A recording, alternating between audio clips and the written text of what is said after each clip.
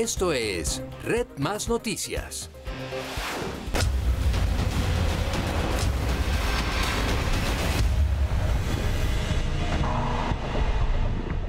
De nuevo les damos la bienvenida y como ya les adelantábamos, pues Red Más Noticias tuvo acceso a documentos confidenciales que confirmarían el apoyo militar del régimen de Maduro al ELN.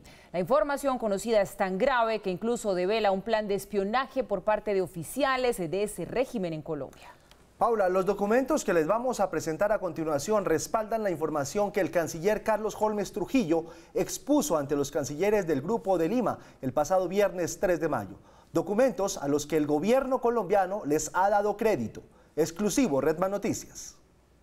Según pudo confirmar Red Más Noticias con la Cancillería colombiana, estos documentos, conocidos en exclusiva por Red Más Noticias, serían el respaldo documental de la información que el canciller Carlos Holmes Trujillo expuso ante los cancilleres del Grupo de Lima el pasado viernes 3 de mayo. El primero de ellos es este documento confidencial del Ministerio del Poder Popular para la Defensa de Venezuela, Comando Estratégico Operacional, clasificado como urgente y fechado el 11 de agosto de 2018 a las 14 horas, el cual evidenciaría la estrecha relación entre el régimen de Maduro y el ELN. Pacofi, recuerdo los lineamientos establecidos por comandante en jefe y presidente de la República Bolivariana de Venezuela relacionados con relación de colaboración que la Fuerza Armada Nacional Bolivariana en todas sus unidades y personal militar debe mantener con Ejército de Liberación Nacional de Colombia, ELN, así como con otros grupos revolucionarios aliados a la Revolución Bolivariana que hacen presencia en territorio venezolano, amparado en los respectivos acuerdos que el gobierno bolivariano mantiene con dichas fuerzas revolucionarias.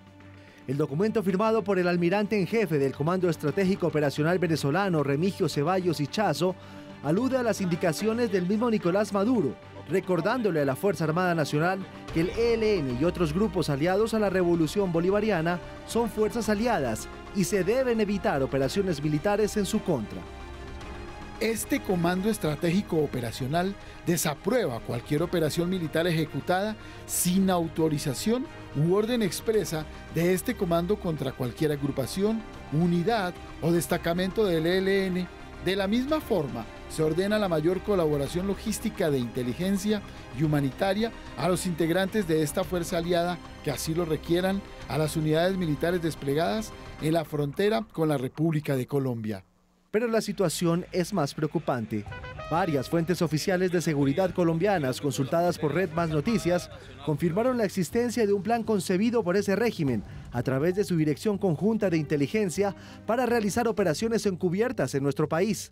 Se trataría de la llamada Orden Operacional Colombia, plan que según un documento en poder de fuentes oficiales de seguridad conocido por Red Más Noticias, habría sido concebido en el Fuerte Tiuna el 10 de agosto del año 2017 con la intención de desplegar redes de inteligencia hacia el interior de Colombia por los pasos fronterizos de Cúcuta, Puerto Santander, Arauca, Puerto Carreño y Maicao. Operativo que habría estado al mando del coronel venezolano Raúl José Castro A. Según el documento, los agentes de inteligencia venezolanos diseñaron un plan de operaciones en 8 regiones, justo en donde se encuentran las principales bases de las fuerzas militares colombianas y por supuesto en Bogotá. Pero este otro documento confidencial es el que más preocupa a los organismos de defensa colombianos. También pertenece al Ministerio del Poder Popular para la Defensa de Venezuela, Dirección Conjunta de Inteligencia, fechado el 24 de enero de 2019. Está firmado por el general de brigada venezolano Wilman Ramón Hernández Aquino, y allí se evidencia la entrega de alto material explosivo militar venezolano al ELN. He recibido del coronel Raúl Castrillo Ávila, jefe del Departamento de Redes Exteriores de la Dirección Conjunta de Inteligencia Militar, el material que se describe a continuación con el fin de ser trasladado a la ciudad de Bogotá, Colombia. Descripción: alto explosivo militar, composición C4, fulminante, cordón detonante, mecha lenta. Observaciones: material a ser dotado a Fuerzas Revolucionarias Aliadas ELN. Sería tal la cooperación del régimen de Maduro con el ELN que en este otro documento, también en poder de los organismos de seguridad colombianos y firmado por el coronel venezolano Marco Tulio Álvarez, personal de las fuerzas de seguridad de Maduro informan sobre el requerimiento del ELN de $300.000 para apoyar acciones en Colombia. Infórmole, requerimiento ELN para apoyar acciones desestabilizadoras planificadas. Con el fin de apoyar las actividades descritas anteriormente, esa organización requiere la suma de $300.000. Dicha remesa será entregada en zona controlada por los mismos en sector fronterizo del Tibú. Dicho requerimiento es urgente para poder dar cumplimiento a la planificación de actividades. Otro de los episodios a los que las Fuerzas Armadas colombianas hacen seguimiento sería la entrega de 11.000 cartuchos de fusil, los cuales habrían sido entregados en los campamentos que ese grupo terrorista, al parecer, tiene en el estado Apure, para ser distribuidos entre sus frentes.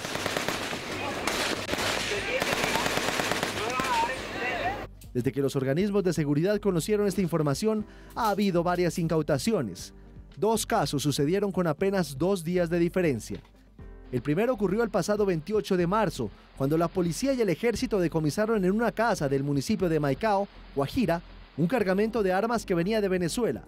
4 personas fueron detenidas, 3 colombianos y 1 venezolano. 2 días después, el 30 de marzo, el mismo fiscal general en rueda de prensa en Medellín sorprendió con la siguiente revelación. Empezamos a encontrar en este momento municiones que están usando las organizaciones criminales provenientes de la Guardia Nacional Bolivariana de Venezuela. Otro episodio que alertó a las fuerzas de seguridad colombianas fue la detención en Bogotá el pasado 25 de marzo del coronel del Ejército de Venezuela, Edgar Lugo Pereira, quien trabajaba para el Ministerio del Poder Popular, equivalente a la Cancillería venezolana, cuando tenía en su poder $48.000 y 35 pasaportes venezolanos, así como medios de almacenamiento digital cuya posesión no pudo ser explicada satisfactoriamente por el detenido, hecho que en su momento fue ampliamente registrado en Colombia. Dentro del material confiscado al coronel Lugo, los organismos de seguridad del Estado le manifestaron a Red Más Noticias que han podido verificar la existencia de información que podría establecer una conexión con por lo menos 2 redes de espionaje extranjeras no venezolanas que operarían en nuestro país y la complicidad de algunas misiones diplomáticas acreditadas en Colombia con actividades de desestabilización del orden público y social.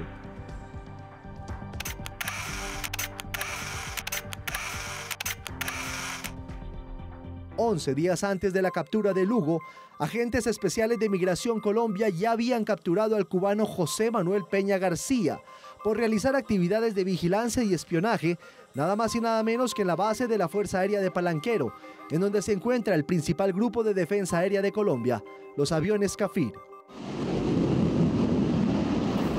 Según las autoridades colombianas, el cubano capturado es miembro del G2, un organismo de inteligencia y seguridad cubana con alta influencia en Venezuela.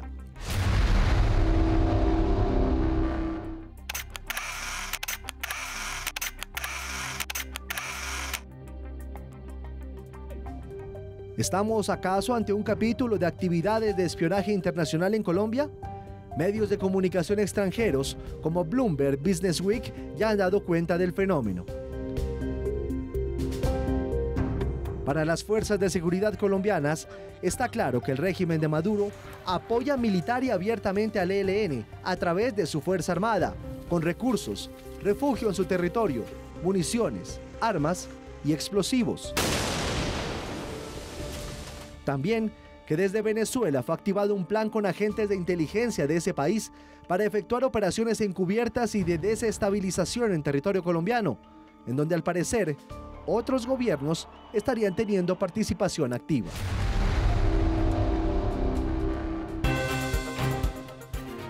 Fabián Ramírez, ex jefe de las FARC, denunció que su nombre y el cargo que tenía en esa guerrilla están siendo usados para amenazar y extorsionar.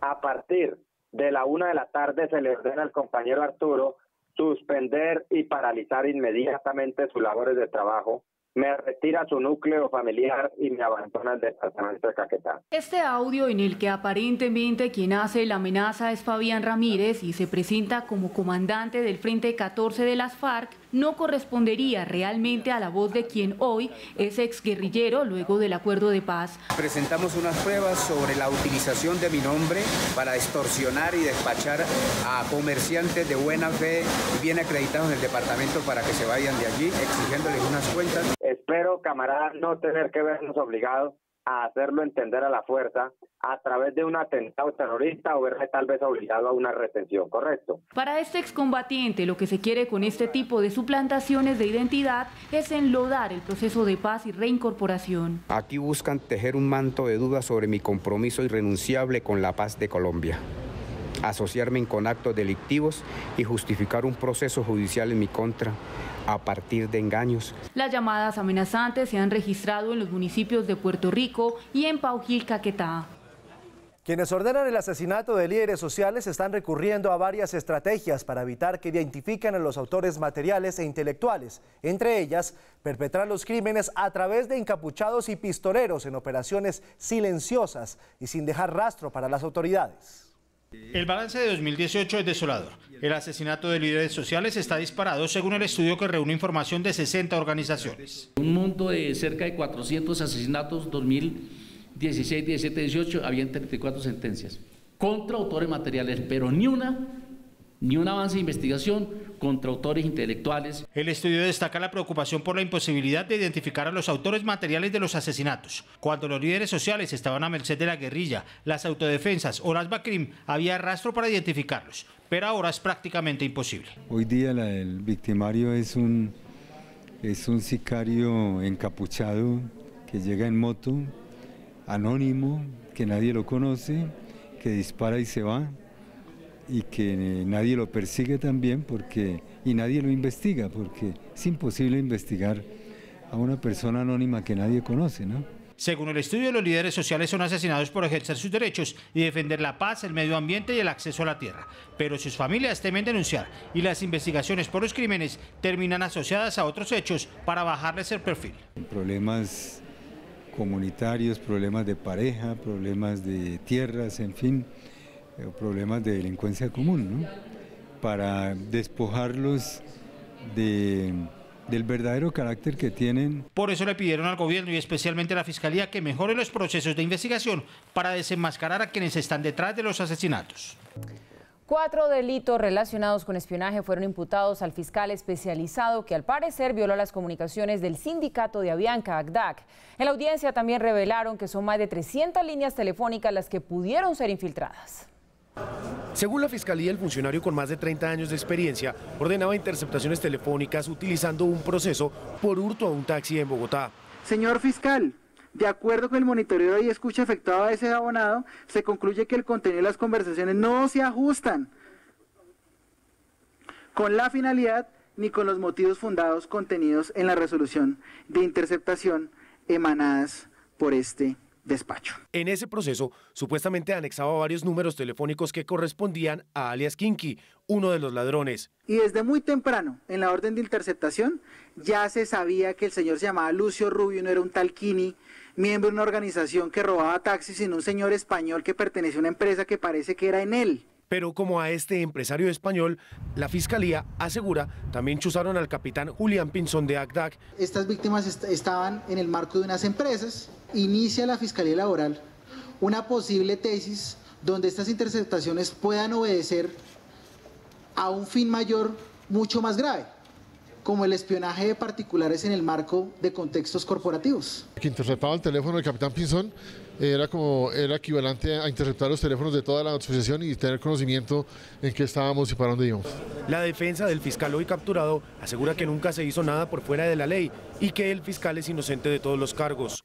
Iremos a probar su inocencia.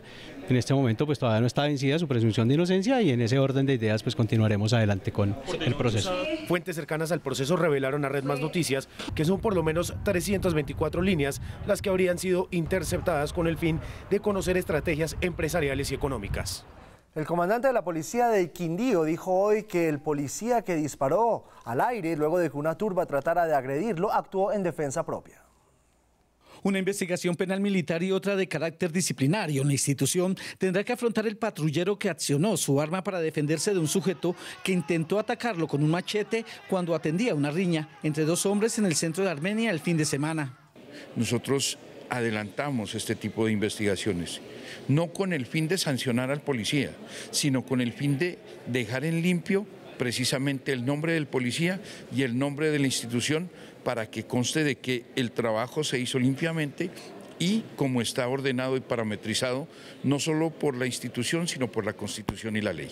En este video de una cámara de seguridad se ve claramente que la gente retrocedió pidiendo calma. El hombre no paraba y cada vez dio pasos más largos hasta que puso en juego la integridad del servidor público. Yo pienso que no se extralimitó y en ese momento estaba por encima de cualquier cosa la vida del policía. El policía no fue retirado del servicio. ¿Cuándo se retira un uniformado de las calles que sea objeto de investigación? Cuando está fuera del contexto de la ley. El sujeto de 44 años de edad y de nombre Juan Vela fue capturado y llevado ante un juez de garantías que determinó que puso en riesgo la vida del policía, por lo que fue cobijado con medida de aseguramiento intramural. Cayeron los Cangrejo, una peligrosa banda que se disfrazaba de recicladores para robar a conductores y pasajeros en el sur de Bogotá. Parecían recicladores, pero en realidad se dedicaban a robar. Los Cangrejos, como se llamaba la banda delincuencial, aprovechaban los trancones para abalanzarse a los vehículos, amenazar a sus ocupantes y robarles sus pertenencias, en especial los celulares y las carteras. Verificaban cuáles tenían las puertas abiertas y de manera agresiva, violenta, intimidándolos con armas blancas, especialmente procedían a inclusive sacarlos del vehículo y hurtar sus pertenencias. La policía logró desarticular esta organización delincuencial gracias a las denuncias de los ciudadanos y a las cámaras de seguridad que los dejaron en evidencia. Durante aproximadamente 4 meses que nos tardamos en realizar las actividades de policía judicial, el desarrollo de un plan metodológico, donde logramos evidenciar la actividad delincuencial de estos 6 individuos que fueron capturados, digamos que en flagrancia, pero también ya con orden judicial allí, donde tenían su lugar de delinquir. Los Cangrejos usaban las carretas para esconderse y cambiar ágilmente de ropa, con el fin de evitar ser identificados, según la policía. En una emotiva ceremonia, el director de 6 AM Hoy por Hoy, Darío Arizmendi, recibió el premio de periodismo Ortega y Gasset por su trayectoria profesional. El reconocimiento fue entregado por el diario El País en Madrid. En su discurso, Arizmendi les pidió a las redacciones de los diferentes medios que se reinventen. El jurado ha reconocido al periodista colombiano Darío Arizmendi, director del programa 6 AM Hoy por Hoy en Radio Caracol.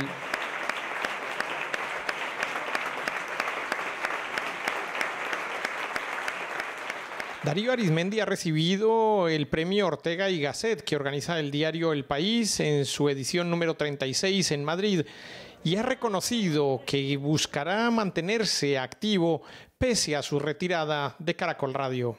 Muy conectado con la realidad porque esta profesión es mi pasión y yo también la he definido en mi caso como mi vida, es la vida misma.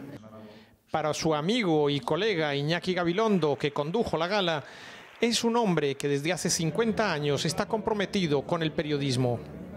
Digamos que él hizo el recorrido completo de nuestro sueño de jóvenes, hacer de nuestra vida profesional una tarea que tuviera sentido, que tuviera utilidad para la sociedad, que fuera irreprochable, que fuera técnicamente perfecta y moralmente indiscutible.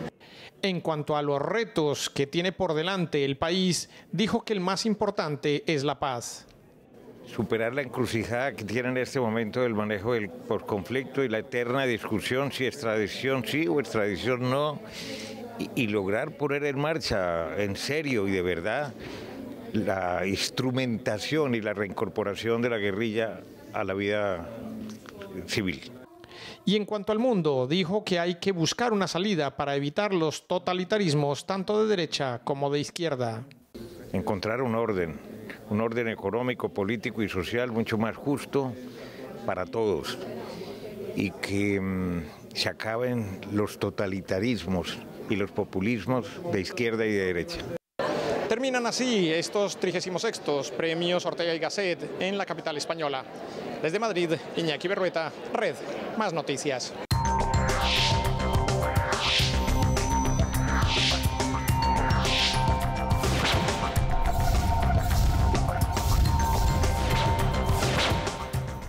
Regresamos y es momento para la información internacional. El Papa Francisco publicó una carta en la que establece nuevos procedimientos para denunciar el acoso sexual y la violencia.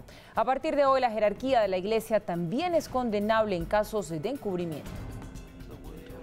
El Papa Francisco, máximo jerarca de la Iglesia Católica, sorprendió al mundo. Firmó la orden que obliga a todos los miembros de la Iglesia a denunciar los abusos sexuales. Tenemos una ley universal que nos obliga a reportar y protege a quienes reportan. Una ley necesaria que Francisco promulgó por medio de una carta titulada Ustedes son la luz del mundo, en la que indica que los crímenes de abuso sexual causan daños físicos, psicológicos y espirituales a las víctimas. Esta medida es consecuencia de su promesa hecha en la inusual cumbre clerical celebrada en el mes de febrero para encontrar una solución a los miles de casos de abusos sexuales dentro de la Iglesia. La Iglesia no escatimará esfuerzos para hacer todo lo necesario para entregar a la justicia a quienes hayan cometido los crímenes. La Iglesia no encubrirá ni dejará de tomar con seriedad cualquier caso. El Papa Francisco reveló una legislación más estricta que implica que la jerarquía de la Iglesia también es condenable en casos de encubrimiento. Francisco, sin embargo, deseó que el secreto confesional siga siendo absoluto e inviolable, por lo que obligó a todas las diócesis a contar, para junio de 2020, con un sistema para presentar informes sobre los abusos sexuales cometidos por clérigos y religiosos, así como la cobertura de estos. Tras los tiroteos y masacres de las que han sido blanco varias escuelas en los Estados Unidos, una polémica decisión fue adoptada. De ahora en adelante, profesores en el estado de la Florida podrán ir armados a las aulas de clase. El gobernador promulgó la ley que lo permite. Se trata de una medida adoptada en respuesta a la masacre del pasado 14 de febrero del año 2018. ¿Cómo le parece, Mauricio? Para poder hacerlo, los profesores deben someterse a una capacitación muy parecida a la de los policías y una evaluación psiquiátrica. La medida entrará en vigor a partir del 1 de octubre.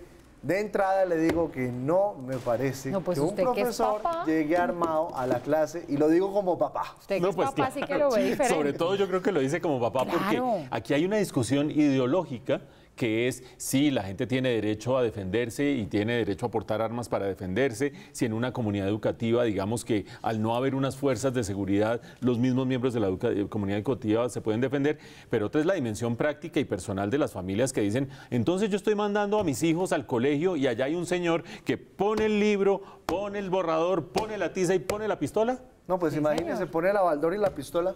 No, y miren ustedes, uno de los argumentos que esgrimen quienes defienden esta ley, que les estoy aquí parafraseando lo que dicen algunos representantes republicanos, es que así los buenos pueden detener a los malos y los malos no saben cuándo los buenos están listos para responder. Y ahí es donde está lo peligroso, porque esto termina desencadenando un fuego cruzado que puede ser mucho más grave. ¿O qué tal un profesor desequilibrado que se desespere, se salga de control en una clase y a la emprenda? Giovanni nos recordaba que el origen de todo esto fue la masacre de Parkland en febrero del año pasado. Y ustedes recordarán que Donald Trump en ese momento dijo, aquí deberían ir los profesores a clase armados porque esa es la manera de defenderse. Y eso fue un despelote en la opinión pública y un gran debate. Pues no fue Trump el que terminó imponiendo esta norma, porque esto es una norma estatal, la impone el Parlamento o el Congreso de la Florida y termina siendo sancionada por el gobernador. Y la evidencia que ellos usan es la siguiente, dicen, el tiroteo de Parkland, recuerden ustedes, una masacre en un colegio que terminó con 17 muchachos muertos, duró 6 segundos.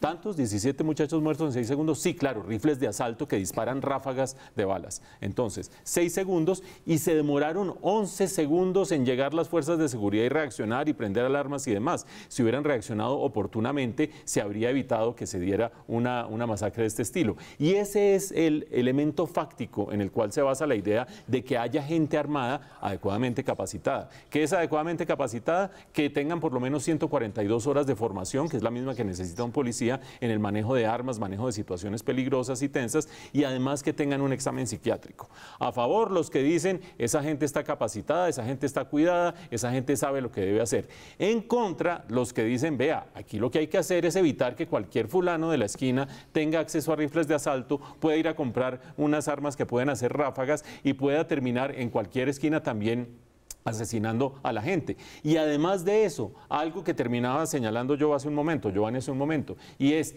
¿qué sucede si hay un accidente? Es decir, se hacen las 142 horas, se arma la gente, se le mete al otro, no sé qué, si sé cuánto, y terminan 3 personas en una escuela adecuadamente armadas, y digamos que no van a andar así, pero adecuadamente armadas y demás.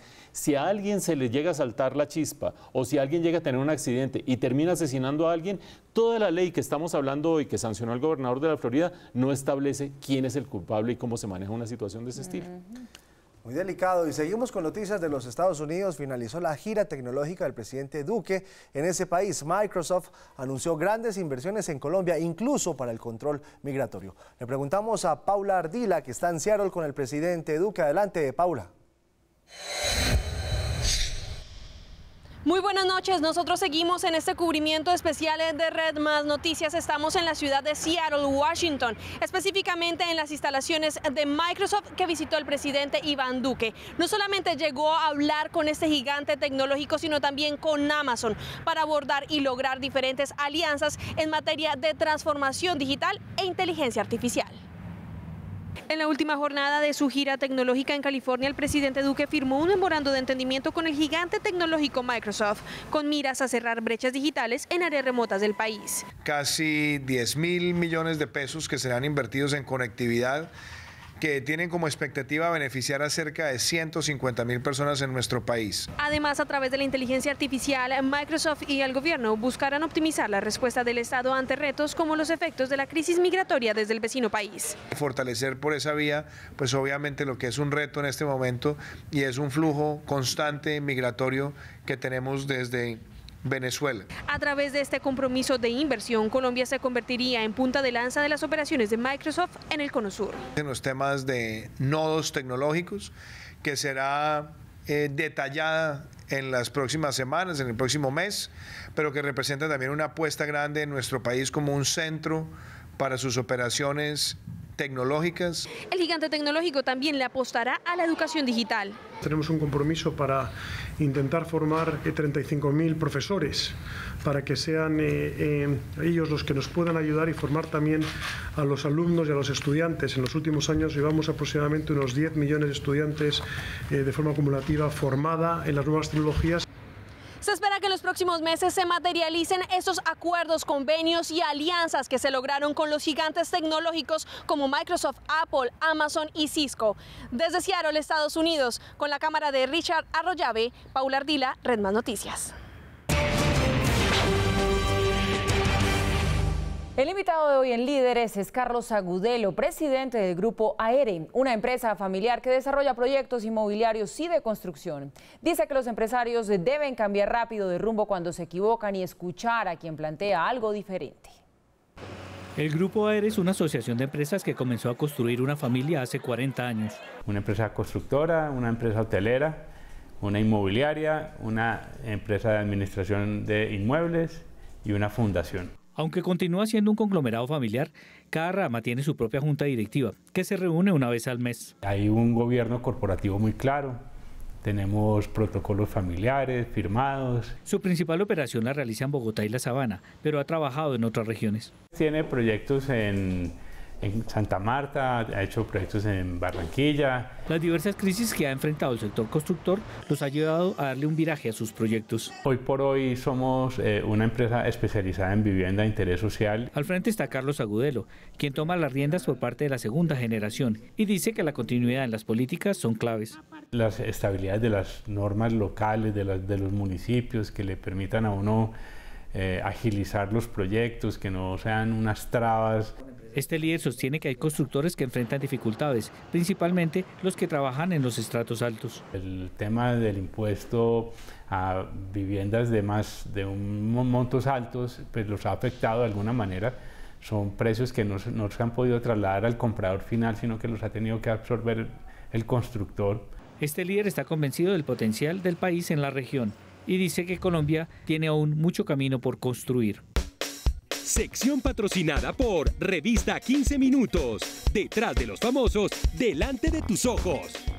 SOS, una respuesta que salva. Esa es la campaña liderada por UNICEF y Claro por Colombia, que busca ayudar a los niños y las niñas de La Guajira que se encuentran en condición de desnutrición y en la que todos los colombianos podemos participar con un mensaje de texto. Nuestra periodista, Daniela Arazo, nos explica cuán sencillo es ayudar. Hola Paola, les cuento que estamos en los últimos días de la campaña SOS, una respuesta que salva, liderada por UNICEF y Claro por Colombia. A mi lado me acompaña María Consuelo Castro, directora de Claro por Colombia. Hola María Consuelo, bienvenida a Red Más Noticias y cuéntenos de qué se trata esta campaña. Daniela, gracias por la invitación. Es para contarles la campaña que tenemos UNICEF y Claro por Colombia, que es el programa de responsabilidad social de Claro, que lo que está buscando es ayudar a los 20.000 niños y niñas en La Guajira que se encuentran en riesgo de muerte por desnutrición. Está en nuestras manos hacer la diferencia. Hoy nos quedan 2 días para que se termine la campaña. Se termina mañana 10 de mayo. Hoy 9 de mayo los invitamos a que a través de mandando un mensaje de texto al 87889 con la palabra sí, donen 5.000 pesos. Cada usuario pospago de Claro podrá donar hasta 100.000 pesos. Hoy les tenemos una super noticia, Daniela, y es que por cada peso que done cada usuario, Claro donará otro peso. Esto es una cosa maravillosa, es del compromiso de la empresa pensando en estos niños y en la ayuda con UNICEF. Y además, todas aquellas personas que donen hasta 100.000 pesos podrán concursar por unos guayos firmados de Santiago Arias. Él es embajador de buena voluntad de UNICEF y está súper comprometido con esta campaña y les pide que se pongan la mano en el corazón y que pensemos en estos niños y hagamos la diferencia. Nos quedan 2 días. Es muy sencillo marcar el mensaje de texto 87889 con la palabra sí y podemos donar y hacer la diferencia. Muchísimas gracias, María Consuelo. Y recuerden que deberán enviar la palabra sí al código 87889. Solo por hoy, por cada peso que usted done, Claro le donará un peso más. Daniela, gracias. Y mientras donamos y ayudamos con los mensajes de texto, tenemos un plan para gozarse el fin de semana. Desde ya, miren, mañana en el Royal Center en Bogotá estarán en concierto Magic Juan, Don Fulano, Martín Machore y Sandy y Papo. Es un show en vivo que revivirá los grandes éxitos del merengue pop de los 80 y 90. Está pegado, está pegado, está pegado, está pegado, está pegado. Que te gustó, te gustó. Mañana los colombianos podrán devolver el cassette y disfrutar de los inolvidables éxitos musicales de los 80 y los 90 con Magic Juan junto a Don Fulano, Martín Machore y Sandy Papo. Vamos a tener una interactuación así entre los artistas, todo el repertorio de la vuelta, por ejemplo, desde los inicios de Proyecto 1 hasta mi carrera en solitario. El mundo cambia y la industria musical también. Las redes sociales han invadido este campo y ahora los artistas se deberán reinventar en la era digital. Yo vengo de una época cuando el artista básicamente hacía lo que hacía, significa graba su álbum, graba su video, saca su música, hace su gira y después se esconde. Hoy en día uno quiere saber qué tú estás haciendo antes, después, qué va a hacer mañana, con quién está saliendo, o sea, toda la vuelta. Entonces, eso para mí ha sido un poquito más difícil, pero, o sea, hay que adaptarse. El tiburón está pegado. Baby Come Back, El Alacrán serán algunas de las canciones que Magic Juan y sus amigos interpretarán en el Royal Center de la capital colombiana. Lidia Soud se toma el mambo el Museo de Arte Moderno de Bogotá con su exposición Estructuras de Vacío, un juego entre lo tangible y lo intangible. La obra llevará a sus asistentes a ver la vida desde otra perspectiva. Hasta el 15 de septiembre, el Mambo será el escenario perfecto del artista Lidia Soud, la cual llega con su exposición Estructuras del Vacío, que consiste en una escultura monumental transitada conformada por 5 elementos circulares concéntricos, de los cuales cada uno de los visitantes tendrá la oportunidad de conocer hasta el último de ellos. Un arte que se desenvuelve en una delgada línea entre lo físico y metafísico, lo tangible e intangible. El mundo real es el mundo que no vemos. Me encanta eso. Entonces, desde que yo lo leí, me me despertó la curiosidad. Como soy exploradora, una artista que se redescubre e interpreta las formas antiguas de su exposición a través de elementos extraídos de la naturaleza e inspirada en la flor de la vida. Que están unidas todos a través de un hilo invisible que empieza con los umbrales allá abajo, que son unos aros redondos, transitables, que lo que más pido y me gustaría es que vayan caminando las escaleras y subiendo, como sintiendo como si fuera el camino de la vida. Lidia utiliza su sabiduría alquimista para crear visiones de luz y oscuridad, aquellas que envolverán a todos los asistentes en una mágica experiencia sensorial, desde el umbral dinámico, fuerzas femeninas, estructura del vacío, hasta estructura del vacío 2. Y ahora vamos con la curiosidad de la jornada. La protagoniza Vicente Fernández, quien rechazó hacerse un trasplante de hígado por no conocer la procedencia del órgano. Al parecer, al cantante no lo convence el hecho de que el donante haya sido homosexual o drogadicto.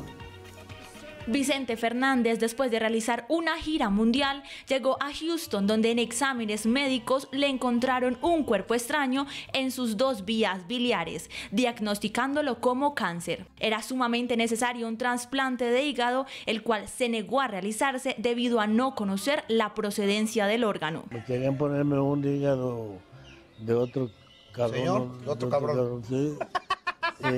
Y dije, no, a mí no. Yo no me voy a dormir con mi mujer con el hígado de otro güey. Pues sí. Ni sé si era homosexual o drogadicto, no. Y no me querían dejar salir. Fernández decidió no someterse a la cirugía a pesar de que ya tenían el hígado listo para su trasplante. Sus declaraciones han generado todo tipo de burlas en las redes sociales. Usuarios de Twitter muy indignados dejaron volar toda su imaginación creando memes en rechazo a lo dicho por el cantante. Varios de ellos involucraron la sexualidad de su hijo Alejandro Fernández. ¿Será que su perspectiva podrá afectar la visión que tenían muchas personas sobre la donación de órganos? Bien, y llegamos así al final de esta emisión. Recuerden, mañana desde las 6 de la mañana, toda la información y las noticias con Darío Arizmendi, Juan Lozano y todo el equipo que hace parte de esta alianza informativa de Caracol Radio y Red Más Noticias. Quédese con nosotros, ya viene Daniel Pacheco con un tema que le interesa mucho a usted, Paola, y a usted, Paola. El tema de etiquetado de alimentos. Y no comer mentiras. Y debe interesarnos a todos, señor. Buenas noches y nos vemos mañana.